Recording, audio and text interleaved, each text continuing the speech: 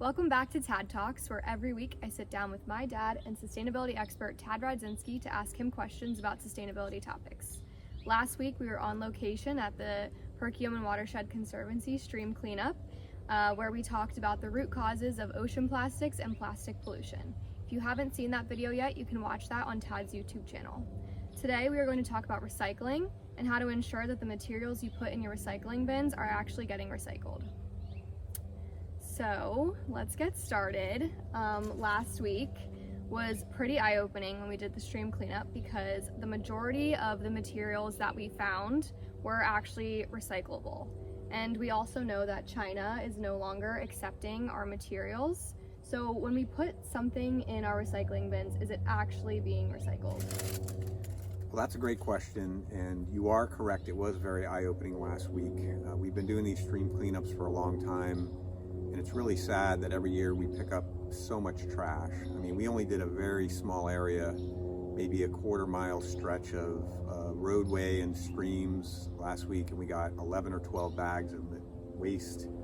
A lot of it was, as you said, recyclable. There were definitely lots of plastic water bottles and other plastic bottles, a lot of glass beer bottles and other glass bottles, and then there was also a lot of aluminum, things like that. So those are definitely materials that are very recyclable right now. Basically, with China closing their door, we used to basically collect all the materials. So when you or I throw something in our recycling bin, it would go into the bin or down the trash or recycling chute at our apartment, and then basically get collected by the hauler, who takes it then to what we call a MRF, or material recovery facility.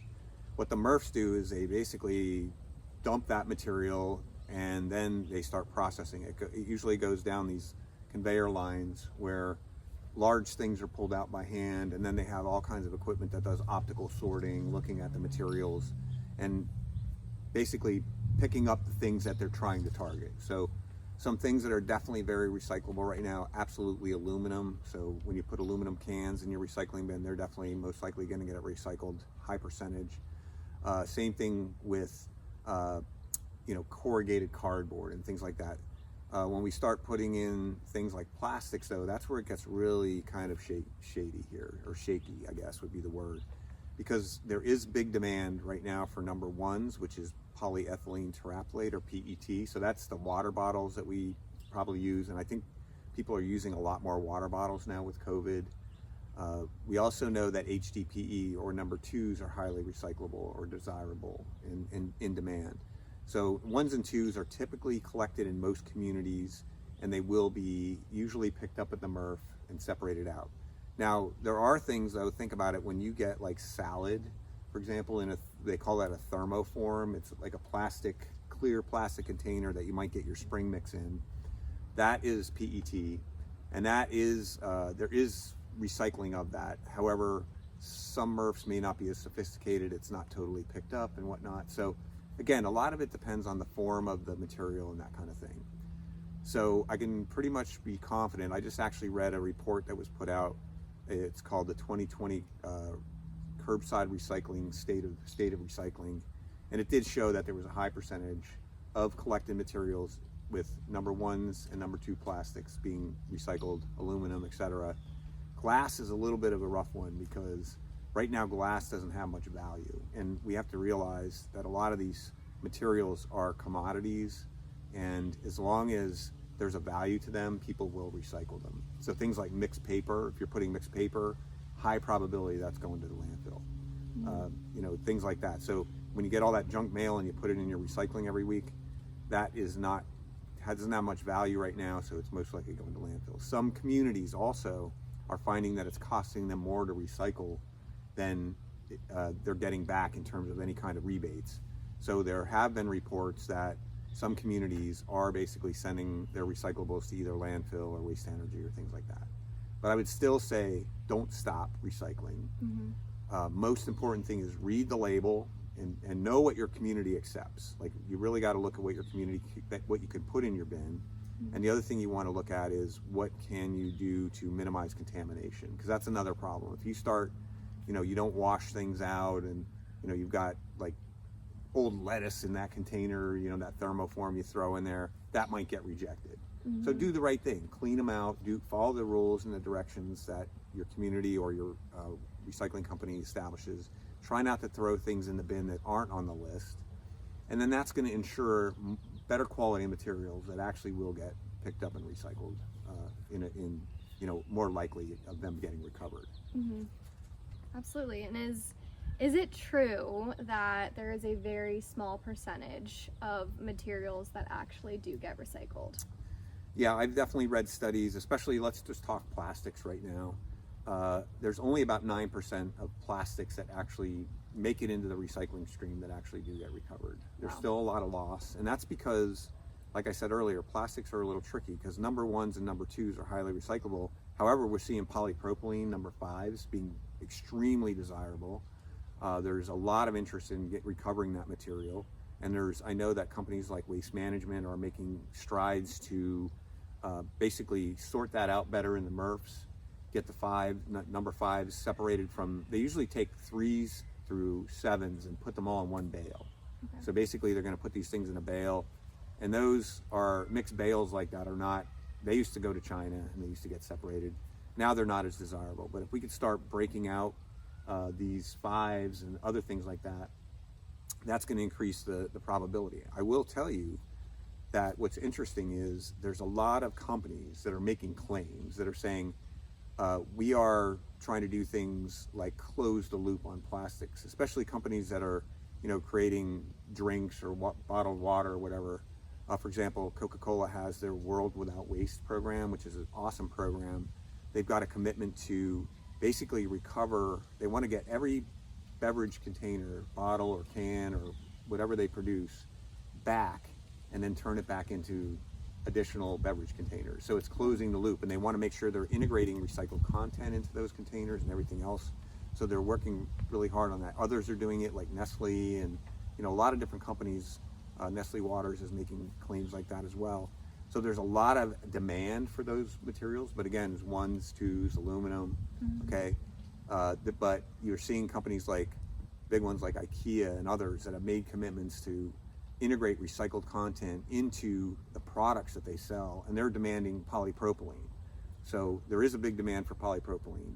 In fact, the demands for these post-consumer recycled materials, if we look at all those and add them up, they're far greater than the amount of materials that are actually being collected. So that's why when someone makes a recycled content claim, you have to kind of be careful with that. And there are 2 types of plastics. Since we're on plastics, there's post-consumer and there's what we call pre-consumer.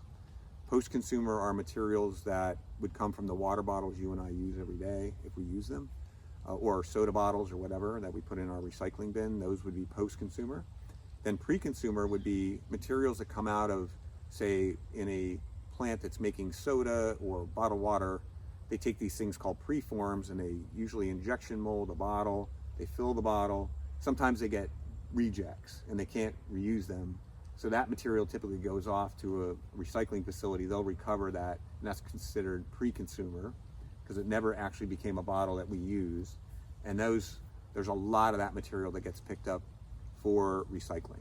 So it's really important if we're going to go circular that we want to get as much post-consumer as well. They're both really good. Pre-consumer and post-consumer are really good to recycle, but we want to make sure the post-consumer loop starts closing.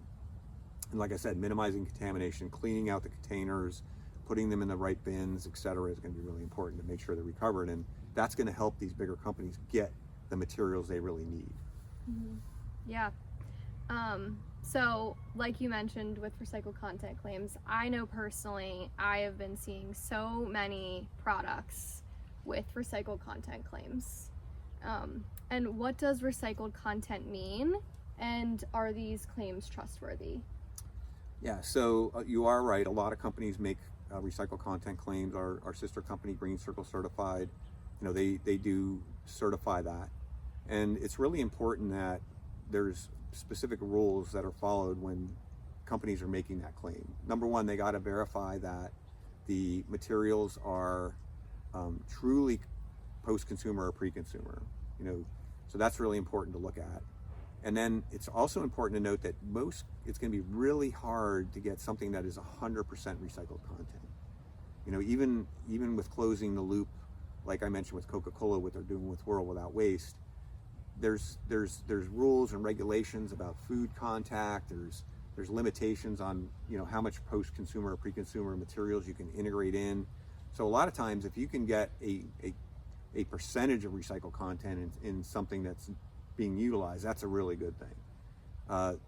You know, companies are going to strive for certain products to drive that recycled content percentage up as high as possible.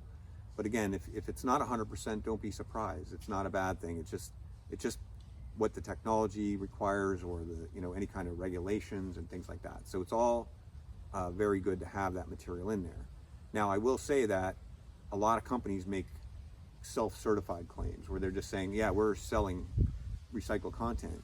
And maybe that's true. Maybe they do it like they make a run of a certain product line or whatever, and they integrate recycled content, but they're not doing it consistently. Mm-hmm. So what's really important to look for is, if there is a recycled content claim, you want to make sure that it is verified or backed up. I know that Green Circle just got approved by the Association of Plastic Recyclers as a recognized and recommended certifier for recycled content claims. And that's really important because there's standards and rules that are being followed. And there's actually a thing where you look at, you understand where the materials are coming from, you audit the suppliers of that material, and then you're also verifying that the company is producing, they get enough materials to actually produce whatever claim they're doing. Say they say 25% recycled content, that they can do that in every bottle or container or whatever they're claiming it for through the whole year. And that's what a third-party certification will do, verify that that's consistent and being done properly. So it's important to definitely look for that, because, you know, and again, I'm not saying companies are being shady. I think some of them just don't understand the rules and things like that. And the Federal Trade Commission has very strict requirements on how you make claims, which, you know, is important to follow and understand. Mm-hmm. Definitely. So this was amazing information. I feel like recycling has been kind of an ambiguous thing, so it's really good to hear all this information. And if you do want more information, we have a downloadable PDF on our website that we will link that talks about recycling and recycled content. So yeah, thank you so much, and we will see you guys next week. If you have any topics that you would like us to cover, please let us know in the comments, and we will make sure that we address those. So